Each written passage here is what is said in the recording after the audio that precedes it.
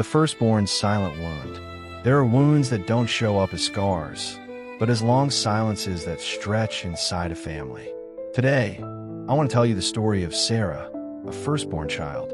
This isn't just her story, but an echo of countless firstborns out there, the ones who were once loved the most, and yet carried the heaviest burdens.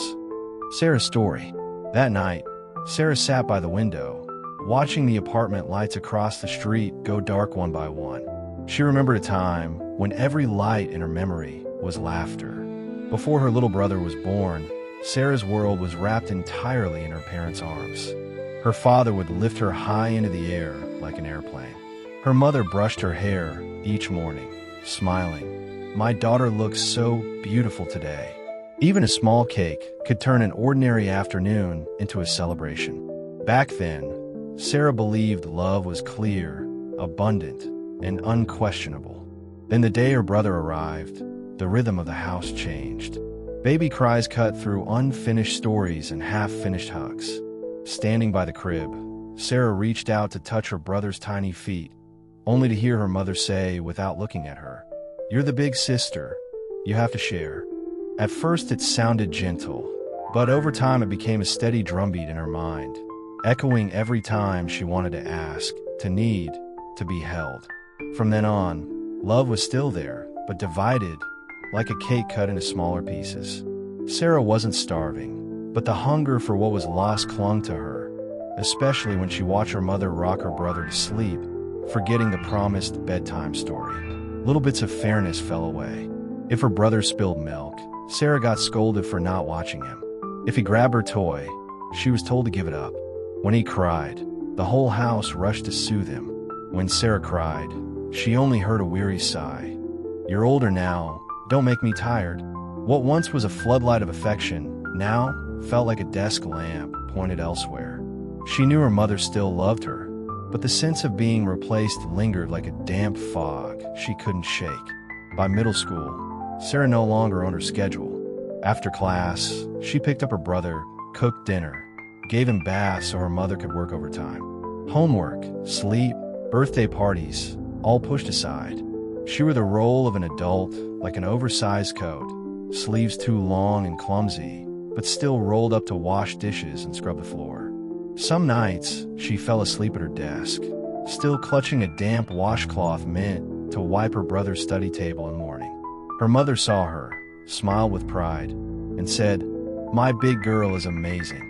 It warmed Sarah, but inside that warmth was a bitter taste of exhaustion. Grades became another duty. As the eldest, she had to be the example. Report cards taped to the fridge served as a signboard. This house already had someone carrying the expectations.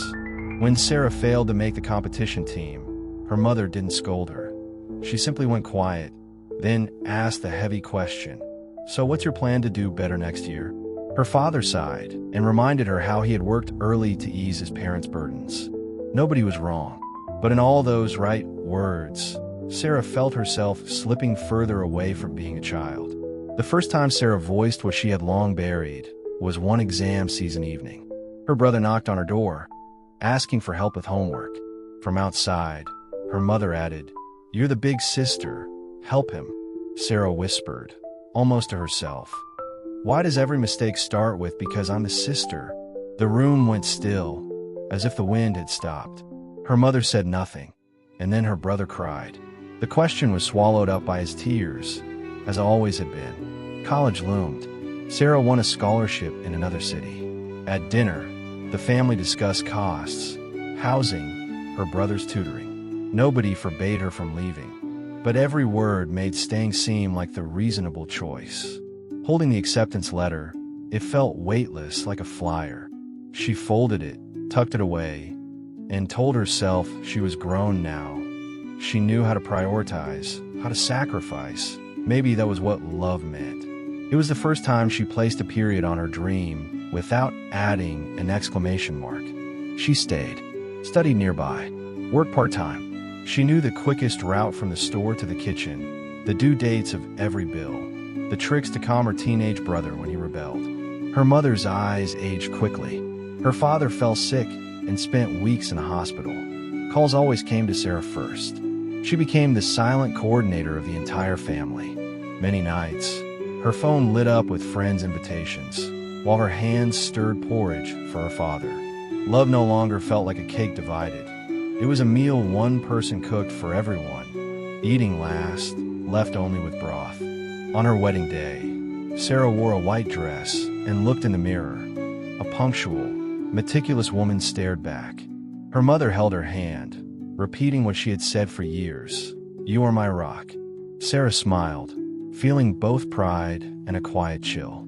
That night, when friends sent congratulations, her mother called asking if she could take her brother to the doctor in the morning. Sarah said yes. Her husband overheard and stayed silent. Later, he began to speak. Loving someone buried in responsibility felt like carrying a locked suitcase. You never knew if it was filled with clothes or bricks. And with time, his arms grew tired. Months later, cracks surfaced in their marriage. Not from a fight, but from her husband's quiet question. What do you truly want for yourself, outside the list you always keep? Sarah froze. She realized she had lived so long in responsibility. She had no language left for desire. In his eyes, she saw a reflection of her younger self. Always holding, always trying, but never able to say what she needed. One late night, Sarah stood outside her mother's door, hand trembling over the bell. She wanted to say, "I'm tired. I need a little space for me." But the lights inside were already off, silence settling in. Her phone rang, her daughter asking, "Mom, are you taking me to school tomorrow?" Sarah answered yes. She leaned against the wall, remembering a long ago afternoon when her mother had said yes to her brother instead of her. The cycle hadn't changed, only the shoulders carrying it. The next morning, she signed resignation papers to cut back her hours and spend more time with her child. Passing mirrored windows, she saw the familiar face of a woman trained to put others first. Her signature was neat, firm, and cold. At home, she found her old scholarship letter. The paper had yellowed. She didn't cry. Some things, once past the age when tears are natural, condense into a single word: regret. That evening, she told her daughter a bedtime story. This time, she slowed down, stopped correcting every word, let silence fill the spaces between sentences. After the girl fell asleep, Sarah sat there in the dark. She realized the wound of the firstborn wasn't just about what others had done to her. It was also about how she had learned to silence herself. This story ended without applause. It ended in a dark room, a shelved dream, a marriage gasping for air, and a child growing up with a mother slowly learning to say the small sentences she herself once longed to hear. "I'm tired. I need a hug. I deserve to be cared for too." That is the price when love in a family gets measured, divided, and compared until it becomes a scale.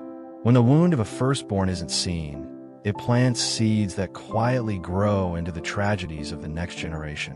Not a happy ending, just the inevitable outcome of too many nods of acceptance. Sarah's story doesn't close with healing. It pauses at regret, at distance, at a cycle quietly passed down. And it is there we see, the wound of the firstborn is never just personal memory. It is a silent inheritance of the whole family. The wound of the firstborn often doesn't come from violence or obvious trauma, but from the ordinary: comparisons, forced sacrifices, responsibility piled too soon. A child who once basked in full affection suddenly feels love split. Attention shifted to the younger one. The phrase, "You're older, you should share," repeated endlessly, teaches them their own needs belong at the back of the line. Over time, they learn to carry weight but also to bury feelings. Behind that strong front lies a quiet paradox: loving their sibling yet resenting them, craving freedom yet forced to grow up early, longing for comfort yet silenced into strength. These contradictions are the roots of psychological wounds, shaping how they see themselves and how they relate to others. As adults, many firstborns wear a suffocating coat of responsibility. Always the dependable one, unable to voice needs, self-critical, sometimes emotionally distant even from those they love. The painful truth is that this cycle often continues into the next generation. Someone taught that love equals strength and sacrifice may unconsciously raise their own child in the same rigid way, not out of cruelty, but because it's the only language of love they were given. And so the wound becomes an emotional legacy, passed down like an heirloom no one ever asked for. Healing begins only when we name it. When we admit, I was once treated unfairly. I was forced to grow too fast. Only then can we stop, listen to the child inside, and finally allow ourselves to be weak, to need, to ask, to say the words we never got to say. I deserve love too. I deserve to be cared for. That moment opens the door to a new language of love and gives us a chance to break the cycle.